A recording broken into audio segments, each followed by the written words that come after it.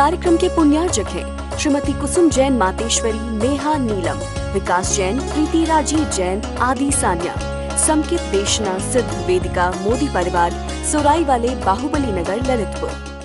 सम्यक समाधान और समीचीन विकल्प।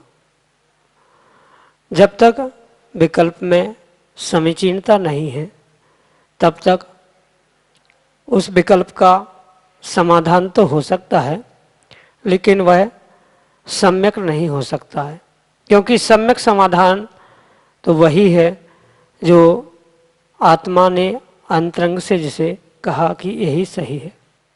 और ऐसा वह सही सम्यक समाधान हम सभी प्रतिदिन प्राप्त कर रहे हैं परम पूज्य मुनि श्री सुप्रभ सागर जी महाराज के मुखारविंद से। देश के विभिन्न प्रांतों से अनेकानेक समीचीन विकल्प हमें यहाँ प्रतिदिन प्राप्त हो रहे हैं और परम पूज्य मुनि श्री उनका हम सबको सम्यक समाधान प्रदान कर रहे हैं। प्रारंभ करते हैं आज का सम्यक समाधान। और आज का पहला विकल्प आष्टा मध्य प्रदेश से डॉक्टर मगन जैन, श्रीमती चंदा जैन, परम पूज्य मुनि श्री के चरणों में त्रिकाल त्रिभक्ति पूर्वक कोटि कोटि नमोस्तु निवेदित करते हुए अपना समीचीन विकल्प रख रहे हैं कि महाराज जी, तन की शुद्धि जल से, मन की शुद्धि मंत्र से की जाती है, अस्तु संसारी जीव अपनी चेतना की शुद्धि किस प्रकार करे। हमारे समीचीन विकल्प का सम्यक समाधान करने की अनुकंपा करें। नमोस्तु महाराज जी, नमोस्तु। ओम नमः सिद्धम। परम पूज्य आचार्य भगवान गुरुवर विशुद्ध सागर जी महाराज जी की जो आत्मा की शुद्धि या चेतना की शुद्धि करना चाहता है, सबसे पहले उसे अपने तन और मन की शुद्धि भी करना आवश्यक है।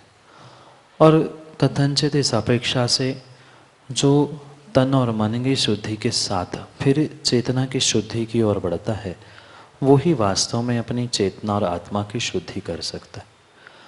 उस चेतना की शुद्धि के लिए जितना मन की शुद्धि की आवश्यकता है, उतने ही अपने आचरण की शुद्धि की भी आवश्यकता है।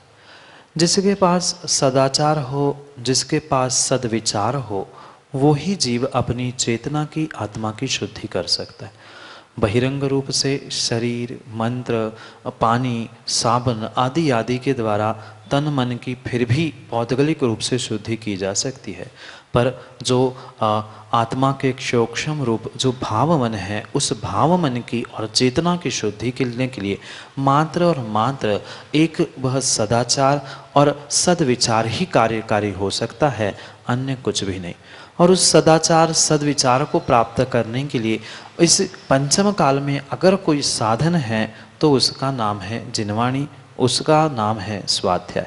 उस जिनवाणी आगम के स्वाध्यायों को प्राप्त करते करते ही जीव अपने उस चेतना की शुद्धि को प्राप्त कर सकता है, अन्यथा नहीं।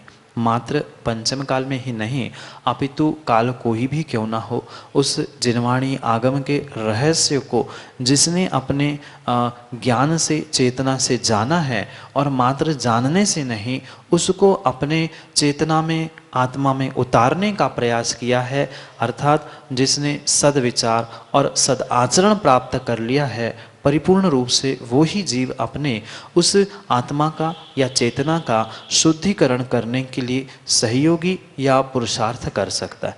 आत्मा की शुद्धि करने के लिए एक और भी साधन आचार्य भगवंत कहते हैं, जिसको अगर सामान्य रूप से स्थूल रूप से ग्रहण किया जाए तो उसे हम तप भी कह सकते हैं। और जो कि तप 12 प्रकार का आचार्य भगवान ने कहा है, चाहे वह बहिरंग तप हो चाहे अंतरंग तप हो। उन अंतरंग बहिरंग 12 प्रकार के तपों का आलंबन लिया जाए तो जैसे उस तपाने से वह कोयला भी जो काला था वह सफ़ेद हो जाता है, तपाने से वह जो उस पदार्थ में भोजन के सामग्री में कड़कपन था वो भी मुलायम हो जाता है।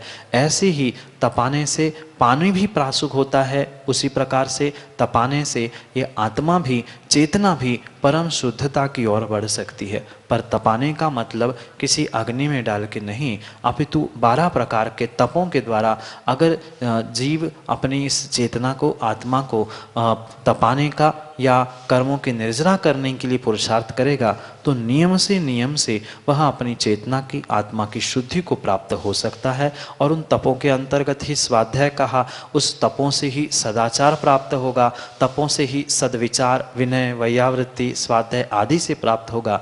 इसलिए सद्विचार रूप अंतरंग और सदाचार रूप बहिरंग क्रियाओं को प्राप्त करने से, तप को प्राप्त करने से जीव अपनी चेतना का, आत्मा का शुद्धिकरण कर सकता है। यही आपके लिए सम्यक समाधान। कमल जैन, मिर्ची, अशोकनगर, मध्य प्रदेश से परम पूज्य मुनिश्री के चरणों में बारंबार नमोस्तु निवेदित करते हुए अपना समीचीन प्रश्न रख रहे हैं कि महाराज जी, सम्यक दृष्टि श्रावक आचरण का पालन तो करेगा ही, ऐसा आपने कहा था। तो फिर गुरुवर आचार्य समंतभद्र स्वामी ने चंडाल को सम्यक दृष्टि कहा है, तो उसको कैसे लगाएंगे? क्योंकि चंडाल का आचरण तो शुद्ध होगा ही नहीं। हमारे समीचीन विकल्प का सम्यक समाधान करने की कृपा करें।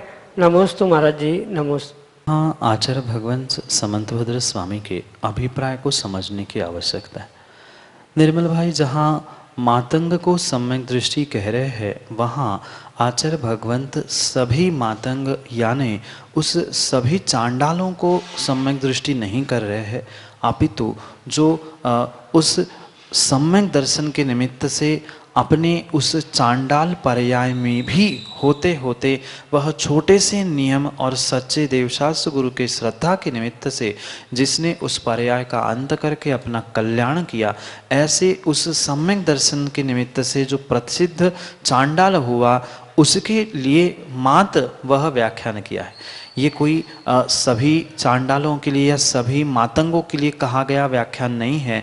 वह भले ही मातंग का देह था, पर उसके भीतर तो परिपूर्ण रूप से वह सम्यक दर्शन को प्राप्त करने वाला जीव ही था। वहाँ पर शायद आपने उस मातंग की या चांडाल की कहानी, कथा नहीं पढ़ी होगी, नहीं सुनी होगी, जो उस अष्टमी चतुर्दशी के दिन मात्र हिंसा नहीं करूँगा ऐसा संकल्प करके उस सच्चे देवशास्त्र गुरु के श्रद्धान से उसने वह छोटा सा ही नियम लिया था और दृढ़ता से अंतिम सांसों के, प्राणों के सांसों तक, बिल्कुल वह प्राणों पर आने तक भी उसने नियम को नहीं छोड़ा। ये श्रद्धा थी और इस श्रद्धा के निमित्त से ही वो जो परिपूर्ण रूप से उस स्थान तक पहुंचा था। इसलिए उस मातंग या उस चांडाल के निमित्त से ऐसा कहा था कि वह चांडाल जिसने श्रद्धापूर्वक नियम लेने से, हिंसा से, अष्टमी चतुर्दशी, चांडाल का काम ही हिंसा करना था, पर अष्टमी चतुर्दशी के दिन राजा ने खूब लोभ लालच दिखाने के बाद भी वह अपने श्रद्धा से, अपने नियम से डगमगाया नहीं था। इस श्रद्धा के और नियम के प्रताप से ही उसने अपनी अगली पर्याय को सुधार लिया था। ये कथानक, ये दृष्टांत आचार्य भगवंत वहाँ उस गाथाओं में हमें इंगित करना चाहते हैं। इसलिए वहाँ पर उन्होंने कहा, जैसे अंगारे पर भले ही ऊपर से राख होती है पर भीतर तो अंगारा जलता है, ऐसे ही ऊपर से उसका शरीर, उसकी पर्याय मातंग या चांडाल की थी, पर भीतर तो परिपूर्ण रूप से उसे सच्चे गुरु देव और शास्त्र पर श्रद्धान था। इसके कारण से उसने अपना कल्याण किया। वहाँ ये अभिप्राय नहीं है कि प्रत्येक जीव उस पर्याय को प्राप्त करने वाला सम्यक दृष्टि हो, पर वह उस पर्याय को प्राप्त करने के बाद भी जिसका कथानक आगम में प्राप्त होता है वह सम्यक दृष्टि था और अपने उस सम्यक दर्शन के निमित्त से ही अपना वो कल्याण करके आगे बढ़ गया था। इसी कारण से वहाँ समंतभद्र स्वामी हमें यही समझाने का प्रयास कर रहे हैं, पर मात्र वह एक उस स्पेसिफिक चांडाल या मातंग के निमित्त से, जिसके निमित्त से आगम में कथा प्रसिद्ध है, मात्र उसी जीव के बारे में कहा है। वह कोई सभी की जीवों के लिए, सभी मातंग या चांडालों के लिए नहीं कहा। यही आपके लिए सम्यक समाधान। समीचीन विकल्प के लिए सागर मध्य प्रदेश से हमारे सामने हैं श्रीमती किरण जैन अपने समीचीन विकल्प के साथ। मिथ्या दृष्टि जीव है और अनुवृत्ति का धारी है। हे गुरुवर, बताइए कि वह कौन से स्वर्ग में जाएगा। नमोस्तु भगवान। पहली बात तो ये समझने की आवश्यकता है कि जो मिथ्या दृष्टि जीव है वह क्यों और किस लिए अणुव्रतों को धारण करेगा। जिसको सच्चे देवशास्त्र गुरु पे श्रद्धा ही नहीं है, वह अगर अणुव्रत भी धारण कर रहा है तो वह परिपूर्ण रूप से मात्र और मात्र दिखावे के लिए ही कर रहा है। उसे उस अणुव्रतों का अर्थ नहीं पता है, अणुव्रतों के पीछे का रहस्य या उसका उद्देश्य क्या है वही पता नहीं है। तो मात्र और मात्र वह मिथ्या दृष्टि जीव अपने उस भोग विलास को या एक मात्र अपनी अवस्था विशेष के निमित्त से सम्मान आदि प्राप्त करने के लिए, दिखावा आदि करने के लिए प्रतिमा या अणुव्रत आदि ग्रहण कर सकता है, अन्यथा नहीं कर सकता। पहली तो बात, जो मिथ्या दृष्टि है उससे सच्चे देवशास्त्र गुरु पर विश्वास नहीं है, और जिसको सच्चे देवशास्त्र गुरु पर विश्वास नहीं है वह अगर दिखावे के लिए भी अणुव्रत धारण करेगा तो परिपूर्ण रूप से स्वयं के साथ मायाचारी कर रहा है और दूसरों के साथ स्वयं के साथ भी छल कर रहा है। ऐसा वह तीव्र मिथ्या दृष्टि जीव जो होता है वह भले ही दिखावे के लिए कर रहे, पर मिथ्यात का तीव्र उदय होने के कारण से नियम से वह उस दुर्गतियों को ही प्राप्त करेगा।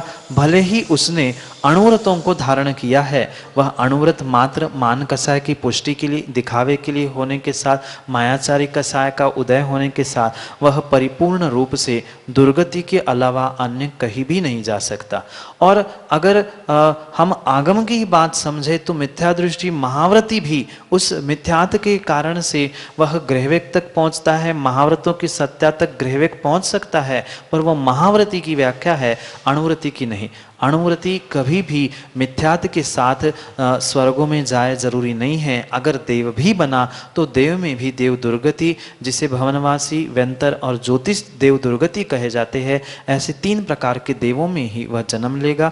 क्योंकि ये आपने पढ़ा और समझा है कि मिथ्या दृष्टि का जन्म स्वर्गों में यानी उस कल्पवासी देवों में, वैमानिक देवों में नहीं होता है। इसलिए नियम से वह स्वर्ग तो जाएगा नहीं, क्योंकि मिथ्यात का उसके पास सत्ता है मिथ्यात की। मिथ्या दृष्टि जीव स्वर्ग में नहीं जाता, तिर्यंच स्त्री नार की आदि पर्याय को प्राप्त नहीं करता, वह सम्यक दृष्टि नहीं करता, पर मिथ्या दृष्टि इन्हीं स्थानों को प्राप्त करता है। इसलिए मिथ्या दृष्टि की अपेक्षा से वह कभी भी स्वर्ग में नहीं जाएगा, भले ही अणुव्रत क्यों न हो, पर उसके पास सम्यक का अभाव होने से वह बाल तप आदि के निमित्त से कथनचित देव में भी पहुंचा तो वो भी देव दुर्गति यानी भवनवासी, व्यंतर, ज्योतिष आदि ही देवों तक पहुंचेगा, उसके ऊपर वैमानिक देव में, स्वर्गों में नहीं जाएगा।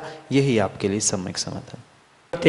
इंदिरा जैन, सागर, मध्य प्रदेश से अगले समीचीन विकल्प के लिए हमारे सामने। मुनि राजों के चरणों में बार बार नमोस्तु नमोस्तु नमोस्तु।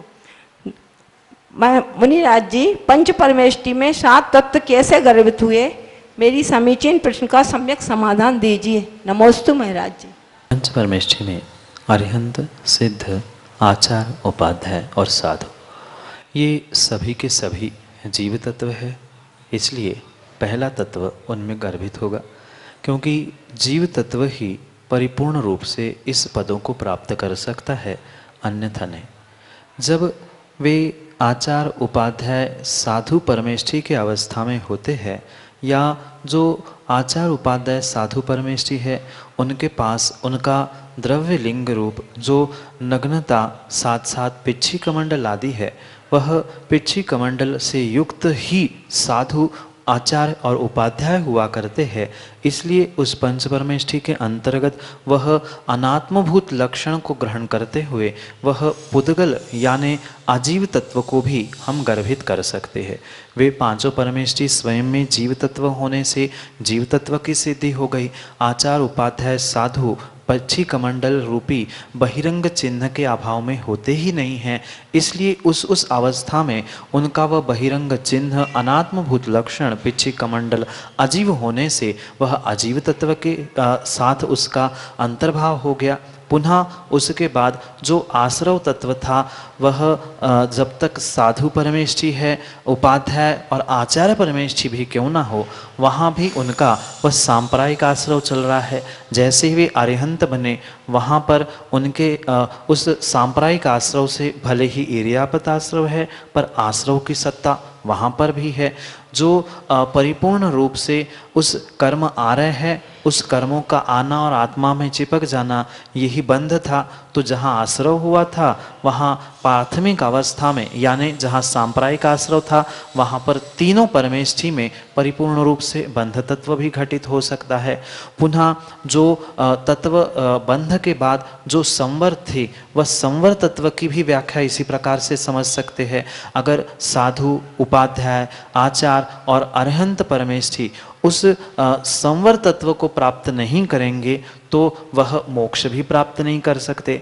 या जो संवर तत्व के लिए कारण आचार्य भगवान ने बताया है, धर्म, अनुप्रेक्षा, परिचय जय, ये सभी की सत्ता उन साधु, आचार, उपाध्याय आदि परमेष्ठी में होने से वहाँ पर वे संवर करते हैं, इसलिए संवर तत्व भी उसमें निहित हो सकता है। और संवर पूर्वक की गई निर्जरा ही वह कार्यकारी थी और संवर पूर्वक निर्जरा करते ही वह आचार्य परमेष्ठी ही वह कभी भविष्य में केवली या तीर्थंकर आदि आदि पदों को प्राप्त कर सकते हैं। इसलिए उनमें वह निर्जरा तत्व भी हम घटित कर सकते हैं। और बाद में जो सिद्धालय में पहुंचे हुए हैं वह अरिहंत भगवान की ही उस कर्मों से मुक्ति होने से कृष्ण कर्म विप्र मोक्षो मोक्षा सभी कर्मों का नाश करके ही वह सिद्ध बने थे। इसलिए उन सिद्धों की अपेक्षा से मोक्ष तत्व बचे हुए उस अरिहंत परमेष्ठी की अपेक्षा से पूर्ण रूप से निर्जरा, फिर नीचे आचार, उपाध्याय और साधु की अपेक्षा से संवर तत्व, बंध तत्व, आश्रव तत्व और वह जीव अजीव की अपेक्षा से हम उन पांचों परमेष्ठी में उस 7 तत्वों को गर्भित कर सकते हैं, गर्भित कर सकते। इतना ही नहीं, अगर हम नयों की अपेक्षा लगाएंगे तो मात्र सिद्ध परमेष्ठी में भी हम उन 7 तत्वों को घटित कर सकते हैं। अरिहंत परमेष्ठी में 7 तत्वों को घटित कर सकते हैं। आचार, उपाध्याय, साधु एक एक परमेष्ठी में भी हम 7-7 तत्वों को घटित कर सकते हैं। जो सिद्ध परमेष्ठी है, जो सिद्ध भगवान बने हैं, वे पहले आचार, उपाध्याय, साधु थे। उस भूत प्रज्ञापन ने की अपेक्षा से उनके पास पिच्छी कमंडल था, इसलिए जीव द्रव्य, जीव तत्व के साथ उनके पास भूत में वह अजीव तत्व था।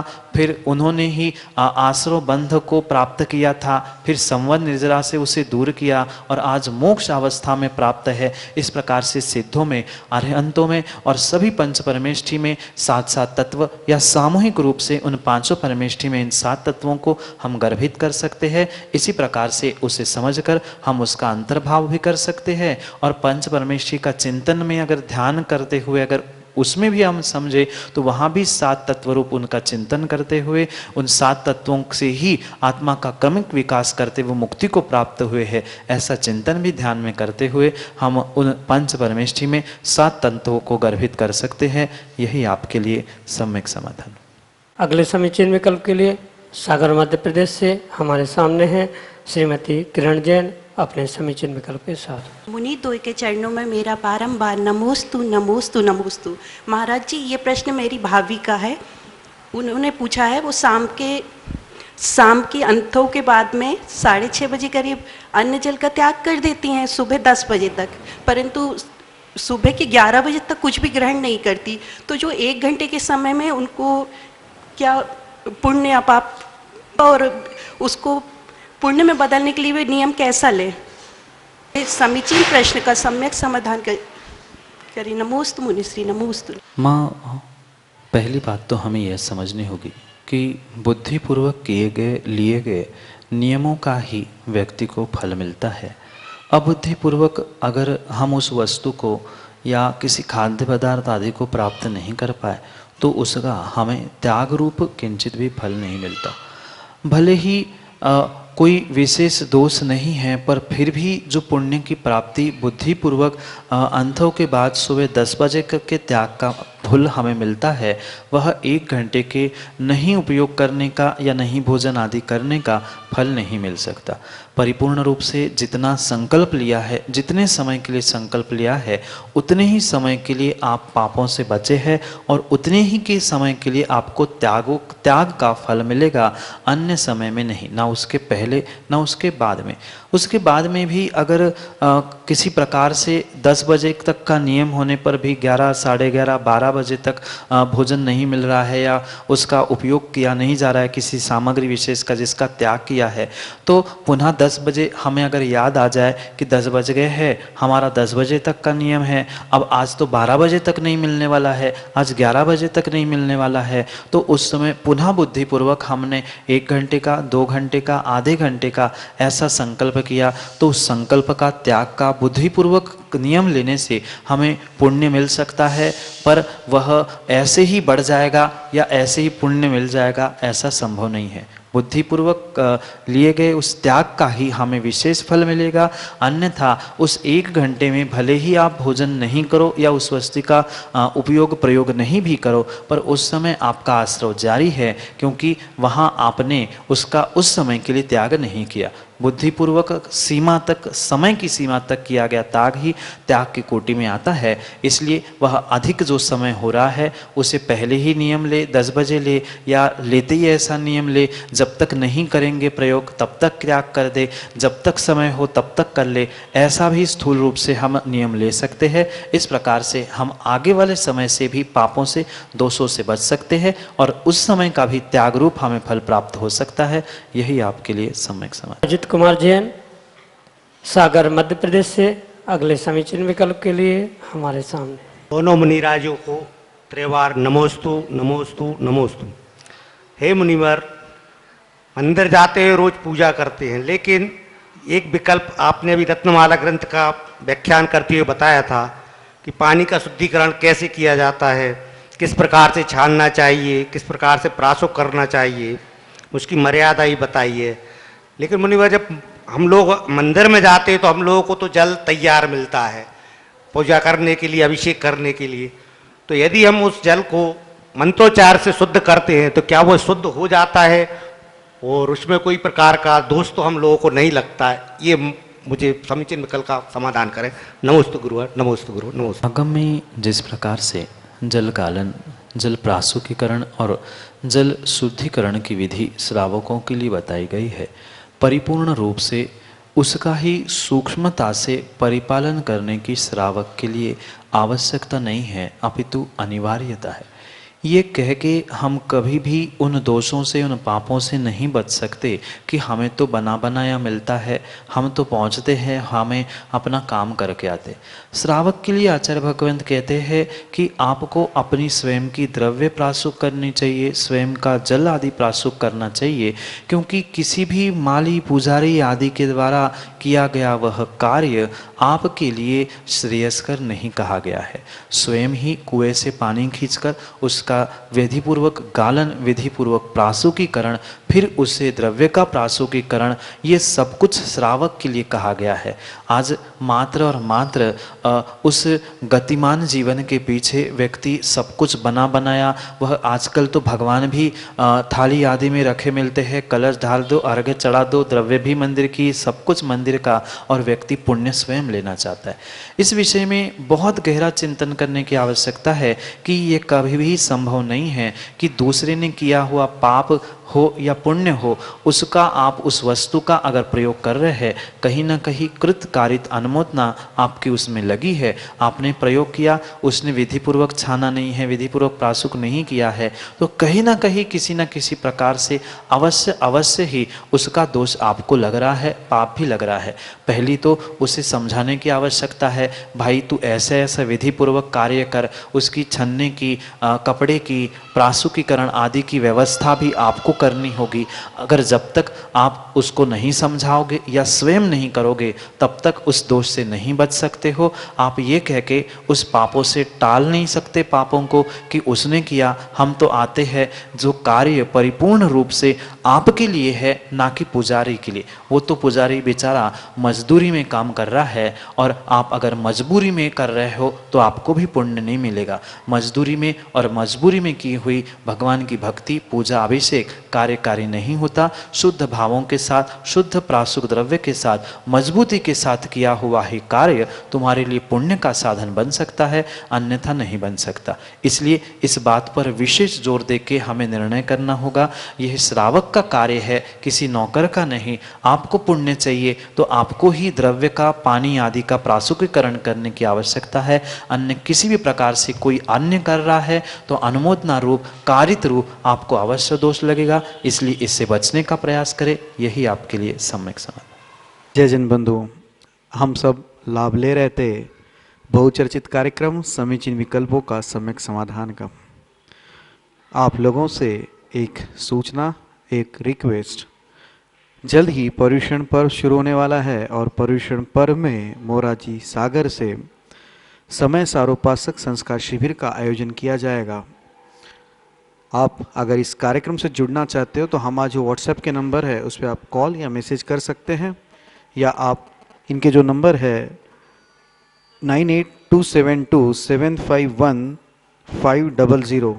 इस नंबर पे आप संपर्क कर सकते हैं। पूर्ण यहाँ पे आगंतुक की शिविरार्थियों की प्रासुक भोजन एवं आवास की निःशुल्क व्यवस्था रहेगी। समय सारोपक साधना संस्कार शिविर में 10 दिन शिविर रहेगा एवं उसके अंतर्गत समय सारोपक क्रिया, पूजन, अभिषेक, मुनि संघ के विशेष पर्व के आयोजन पे प्रवचन, मोक्ष मार्ग का विश्लेषण करते हुए मोक्ष शास्त्र ग्रंथ पर टीका, प्रतिक्रमण, आचार वंदना एवं सम्यक समाधान, यह कार्यक्रम का लाभ आप प्रत्यक्ष रूप से ले सकते हैं। तो आप सोचिए मत, तुरंत ही जो नंबर दिए गए हैं आप उस पर संपर्क करें। और सागर में आप सभी आमंत्रित है समय सारोपासक साधना संस्कार शिविर के लिए। आज के लिए इतना ही। मैं मुनिषी के चरणों में नमोस्तु करते हुए आज के इस कार्यक्रम को यहीं पे विराम देता हूँ। नमोस्तु नमोस्तु नमोस्तु। इस कार्यक्रम के पुण्यार्जक हैं श्रीमती कुसुम जैन मातेश्वरी, नेहा नीलम, विकास जैन, प्रीति राजीव जैन, आदि सान्या, समकित देशना सिद्ध वेदिका मोदी परिवार, सोराई वाले, बाहुबली नगर, ललितपुर।